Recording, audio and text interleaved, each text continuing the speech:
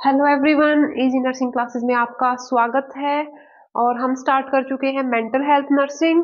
और उसमें हम स्टार्ट करते हैं टर्मिनोलॉजी। जो टर्मिनोलॉजी है साइकेट्रिक नर्सिंग में बहुत ही इंपॉर्टेंट है।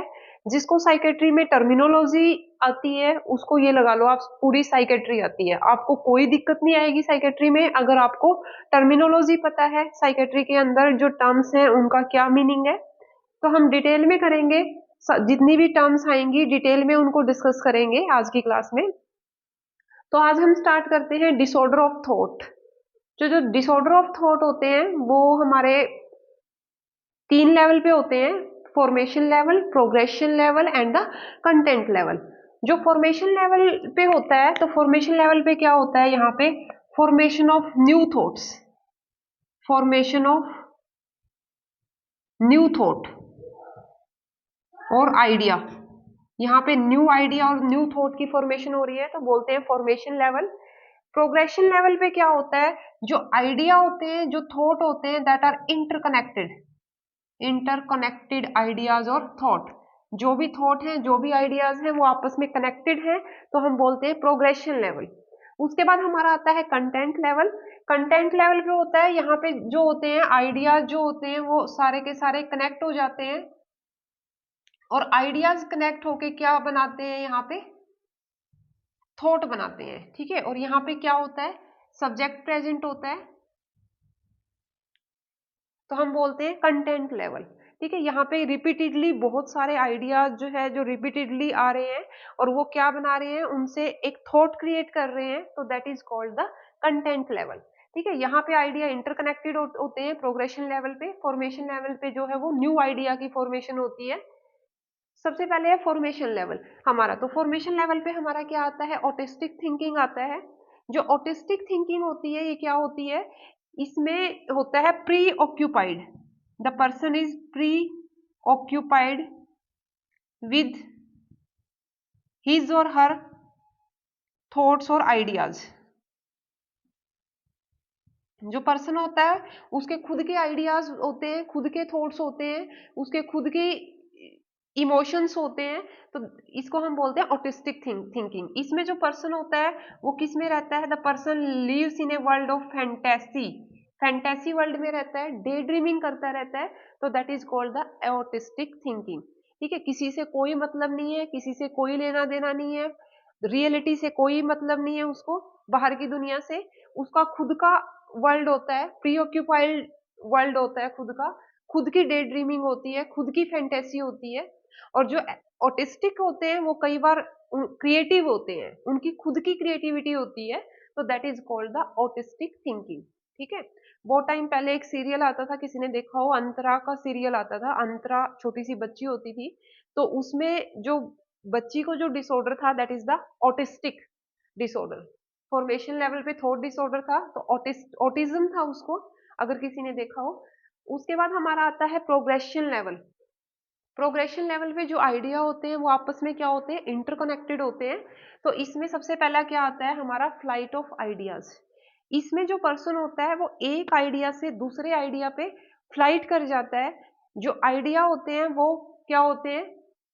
एक दूसरे से कनेक्टेड होते हैं। ठीक है, जैसे कि इसमें क्या होता है, किसी भी पर्सन से हम पूछ रहे हैं आसमान का रंग, आसमान का रंग कैसा है। ठीक है, कोई भी मेंटली इल पर्सन है उससे हमने पूछा आसमान का रंग कैसा है। ठीक है, वो कह रहा है आसमान नीला है, मेरी शर्ट का रंग नीला है, मेरी शर्ट बहुत महंगी है, आजकल महंगाई बहुत बढ़ गई है। ठीक है, तो यहाँ पे क्या हो रहा है? जो आइडियाज है वो क्या है यहाँ पे? आपस में जो है कनेक्टेड नहीं है। ठीक है, हमने उससे पूछा क्या है लेकिन उसने जो है आंसर जो कर रहा है these are not connected with each other.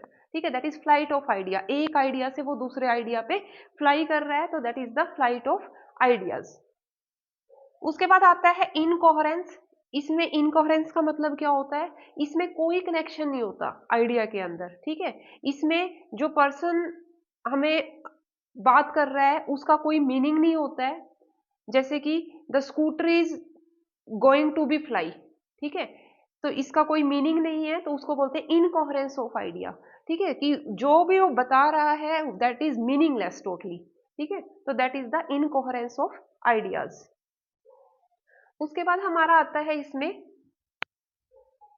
परसर्वेशन। परसर्वेशन का मतलब होता है कि किसी से हम कोई क्वेश्चन पूछ रहे हैं, किसी से किसी चीज का जवाब पूछ रहे हैं और वो सेम आंसर कर रहा है for every question. The patient is giving the same answer for every question. ठीक है, that is who is the first prime minister of India. ठीक है, जवाहरलाल नेहरू। अरे वाह, इसको तो पता है, जवाहरलाल नेहरू। ठीक है, after that who is the present prime minister of India. ठीक है, अब कौन है? Jawaharlal Nehru. Who is the chief minister of Haryana? ठीक है, जवाहरलाल नेहरू। ठीक है, तो परसर्वेशन में आप जितने भी क्वेश्चन पूछोगे he is giving the same answer. ठीक है, दैट इज कॉल्ड परसर्वेशन। उसके बाद आता है हमारा सरकमस्टांशियलिटी। सरकमस्टांशियलिटी में क्या होता है? इसमें हमारा क्या होता है, जो पर्सन होता है अगर हम उससे कुछ पूछते हैं तो इसमें क्या है, वो आंसर देगा लेकिन फाइनली जो है वो आंसर पे है पहुंच जाता है। फाइनली जो है वो आंसर करेगा लेकिन काफी इधर उधर घुमा फिरा के। ठीक है, तो इसमें एक सर्कल बनता है। जिस चीज का आंसर हमने पूछा है फाइनली वो आंसर दे देता है लेकिन काफी इधर उधर की बातें करने के बाद। That is called the circumstantiality. ठीक है, उससे हमने पूछा कि आप रात का खाना कितने बजे खाते हो? मैं सुबह 6 बजे उठता हूँ, उसके बाद मैं योगा करता हूँ, सैर करता हूँ, उसके बाद मैं ब्रेकफास्ट करता हूँ, इतने बजे मैं अपना लंच करता हूँ, शाम को मैं ये काम करता हूँ, वो काम करता हूँ, फिर इतने बजे मैं डिनर अपना लेता हूँ। ठीक है, फाइनली उसने आंसर दे दिया है लेकिन काफी इधर उधर की बातें करने के बाद। That is called the circumstantiality. The person reach on the goal. ठीक है, गोल पे अपने पहुंच जाता है लेकिन काफी इधर उधर की बातें करने के बाद। उसके बाद हमारा आता है टेजेंशियलिटी। जो टेजेंशियलिटी होता है, ये दोनों टर्म आपस में कनेक्टेड है। यहाँ पे क्या होता है, जो पर्सन होता है वो गोल पे नहीं पहुंचता। हमने जो आंसर उससे पूछा है, जो क्वेश्चन उससे पूछा है, उसके आसपास के आंसर देगा लेकिन एक्चुअल जो आंसर है वो नहीं देता। That is called tangentiality. ठीक है, आप पूछोगे आपने ये काम कितने बजे किया है, वो उसके आसपास की सारी बातें आपको बता देगा। इतने बजे मैंने ये किया है, इतने बजे मैंने ये किया है, इतने बजे मैंने ये किया है। ठीक है, लेकिन जो एक्चुअल आप उससे पूछ रहे हो, एक्चुअल जो आंसर उसे देना है वो आंसर नहीं देता है। That is called the tangentiality. ठीक है, तो इसमें गोल पे नहीं पहुंचता है। इसमें जो होता है फाइनली जो है आंसर कर देगा, फाइनली जो गोल होता है वो अचीव कर लेता है। तो दैट इज सर्कमस्टांशियलिटी। दोनों टर्म बहुत ही इंपॉर्टेंट है। दोनों टर्म से क्वेश्चन जो है कई बार पूछा गया है। सर्कमस्टांशियलिटी का मतलब क्या होता है या टेजेंशियलिटी का मतलब क्या होता है, तो आपको क्लियर होना चाहिए दोनों क्या मीनिंग होता है दोनों का। उसके बाद हमारी डिसऑर्डर ऑफ थॉट में हमारी कुछ और भी आते हैं इसमें, जैसे कि clang association. Clang association, clang association में क्या करता है कि सेम जो होता है रिदमिक वर्ड बोलता है, bat cat pat set pat that bat, इस तरह के अगर वर्ड्स रिपीटेडली बोल रहा है तो that is called the clang association. ठीक है, उसके बाद हमारा आता है loosening of association. Loosening of association. ठीक है, इसमें क्या होता है, जो आइडिया होते हैं वो कोई मीनिंगफुल आइडिया नहीं है, जो कनेक्शन है आपस में कोई कनेक्शन नहीं है, जो चीजें पेशेंट बता रहा है उनमें एक दूसरे में आपस में कोई लिंक नहीं है, कोई कनेक्शन नहीं है। ठीक है, जैसे सुरेश हैज बियर्ड। ठीक है, I have beard so I am Suresh. ठीक है, तो there is no connection, that is called the loosening of association. ठीक है, तो यहाँ पे लूजनिंग ऑफ एसोसिएशन हो रही है। उसके बाद हमारा आता है थॉट इंसर्शन। थॉट इंसर्शन का मतलब होता है कि कोई बाहर से जो थॉट्स हैं वो बाहर से कोई अंदर इंसर्ट कर रहा है, यानी कि जो मैं बोल रहा हूँ वो मैं खुद नहीं बोल रहा, पेशेंट कहता है कोई बाहर से उनको थॉट्स को इंसर्ट कर रहा है, कोई मुझसे बुलवा रहा है, तो that is called thought insertion. फिर आता है थॉट ब्रॉडकास्ट। जो मेरे आइडिया हैं, जो मेरे थॉट्स हैं वो ब्रॉडकास्ट हो गए हैं।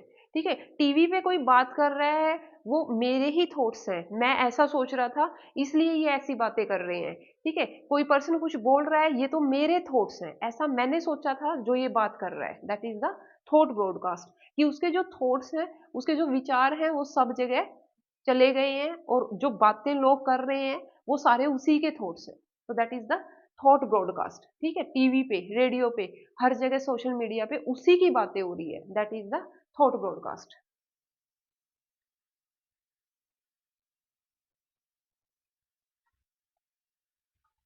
थॉट विड्रॉल, किसी ने उसके थॉट विड्रॉ कर लिए हैं। ठीक है, किसी ने, जैसे वो कुछ बोल रहा था लेकिन थॉट है उसके विड्रॉ हो गए हैं, किसी ने निकाल लिए हैं, तो that is called the thought withdrawal. ठीक है, इनको हम थॉट विड्रॉल बोलते हैं। उसके बाद हमारा आता है थॉट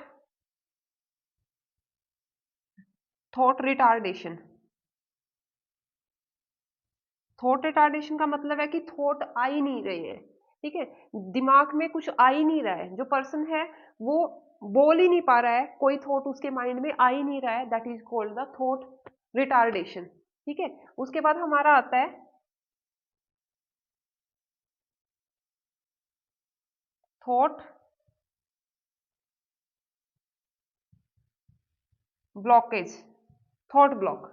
ठीक है, बात करते करते एकदम से बीच में जो है बोलना बंद कर दिया है, एकदम से जो थॉट है वो ब्लॉक हो गया है बीच में, एकदम से जो पेशेंट है वो बात कर रहा है और बात करते करते बीच में रुक गया है, तो that is called the thought block.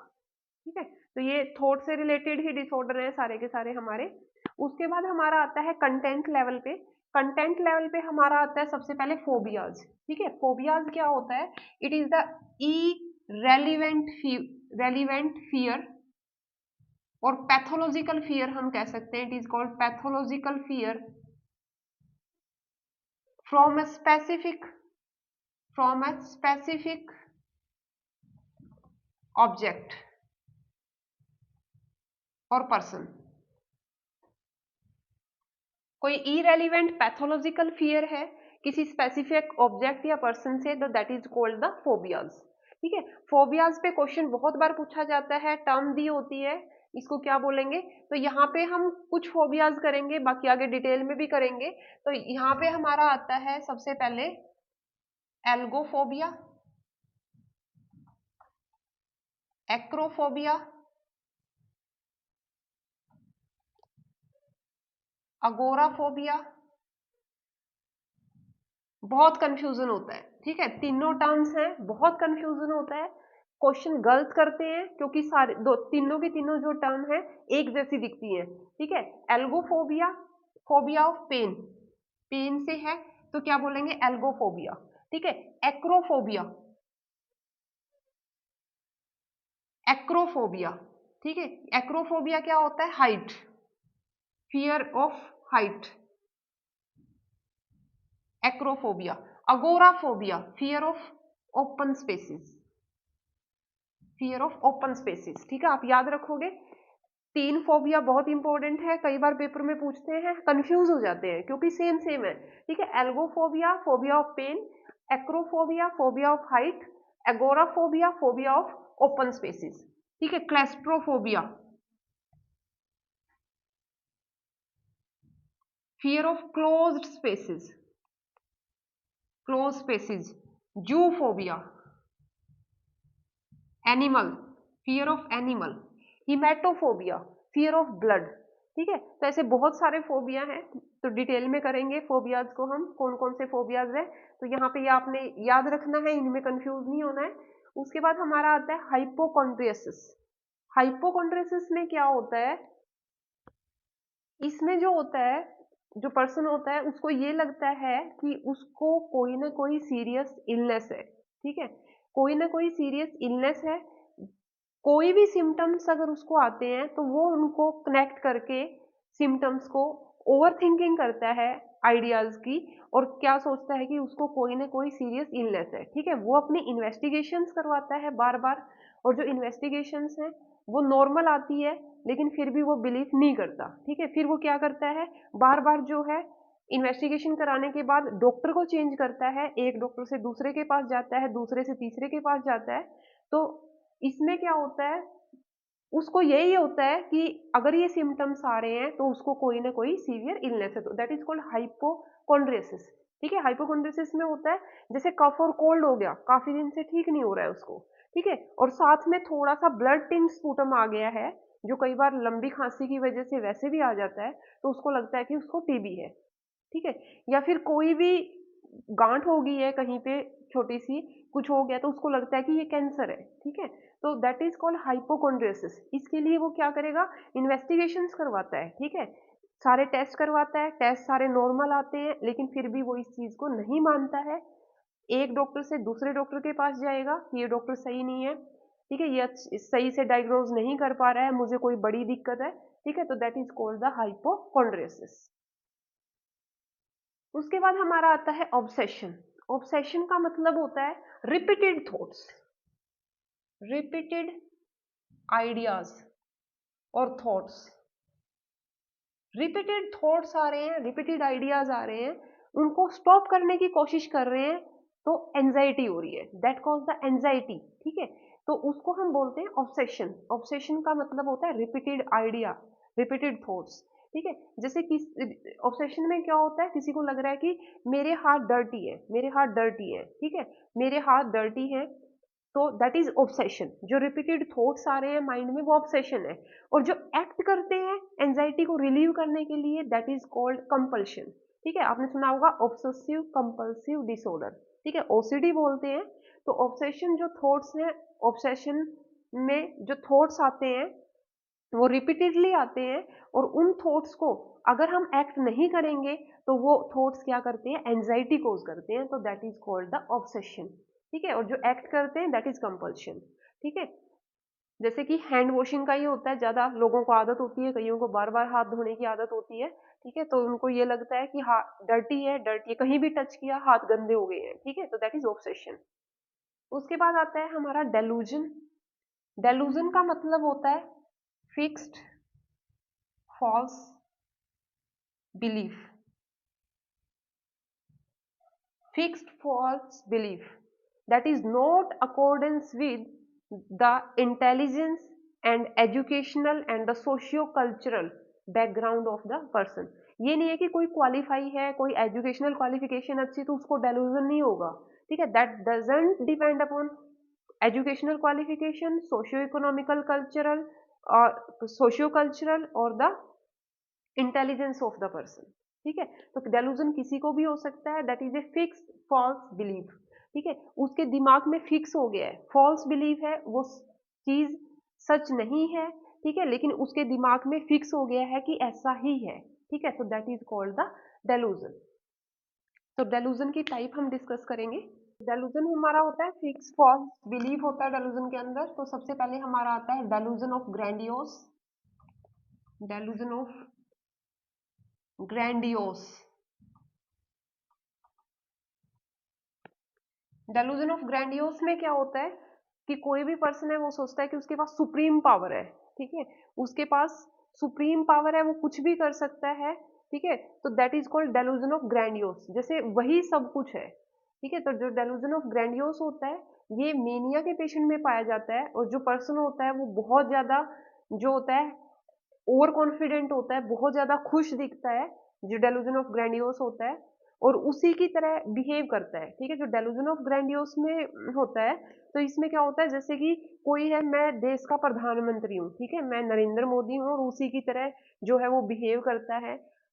उसके पास टाइम नहीं होता है, कोई भी अगर उससे बात करने की कोशिश करता है तो वो दिखाता है कि वो बहुत बिजी है। ठीक है, और अगर आप उसके कपड़े देखते हो, मेनिया में हम डिटेल में करेंगे, तो आपको देख के लगेगा नहीं कि इसको कोई मेंटल डिसऑर्डर हो सकता है। ठीक है, तो दैट इज डेलूजन ऑफ ग्रैंडियोस। इसमें होता है एक्सेसिव हैप्पीनेस होती है इसके अंदर, जो पर्सन है वो बहुत ज्यादा एक्साइटेड होता है और कॉन्फिडेंट होता है, तो that is called delusion of grandiose.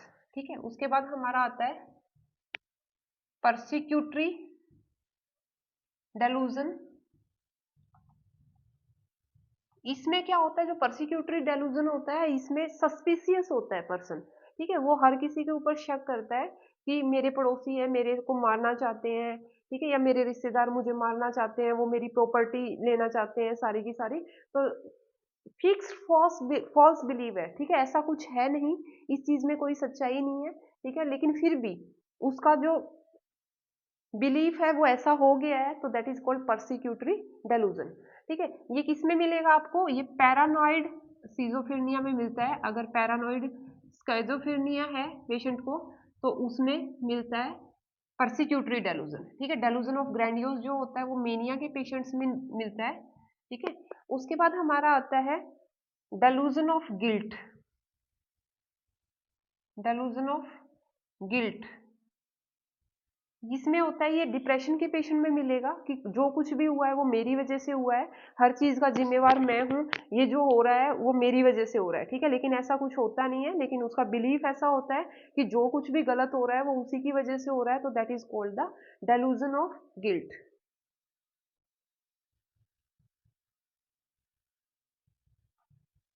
उसके बाद आता है हमारा नार्सिस्टिक डेलूजन।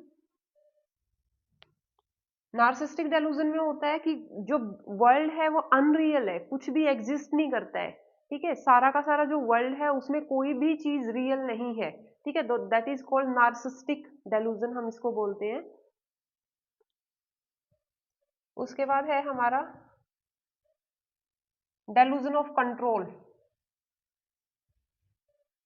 डेलूजन ऑफ कंट्रोल में है कि जो पर्सन है उसको लगता है कि उसको कोई कंट्रोल कर रहा है, कोई बाहर की सुपरनेचुरल पावर्स हैं या कोई बाहर की दैवीय शक्तियां हैं जो उसको कंट्रोल कर रही है, वो जो कुछ भी कर रहा है उन्हीं के कहने पे कर रहा है, तो that is called the delusion of control.